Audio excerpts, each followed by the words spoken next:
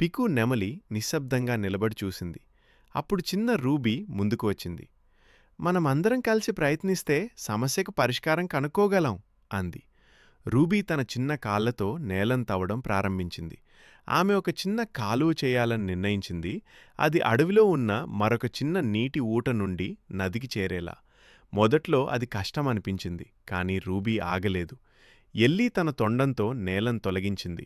మిలో కొబ్బరికాయలు తీసుకువచ్చి అడ్డుగా ఉన్న రాళ్లు తొలగించాడు. పికు తన రెక్కల్తో ధూళిని తొలగించింది. కొద్దిసేపటికి చిన్న నీటి ప్రవాహం ఆ కాలువలో ప్రవహించడం ప్రారంభించింది. అందరూ ఆనందంతో కేకలు పెట్టారు. నీరు మళ్లీ నదిలోకి వచ్చి ప్రవహించింది. ఎల్లీ తన తొండాన్ని పైకెత్తి సంబరపడింది. మీలో ఆనందం. గా దూకాడు పీక్. తన అందమైన రెక్కలను విప్పింది చిన్ రూబీ. గర్వంగా నవ్వింది. ఆ రోజు రూబీ ఒక ధైర్యమైన వాగ్దానం చేసింది.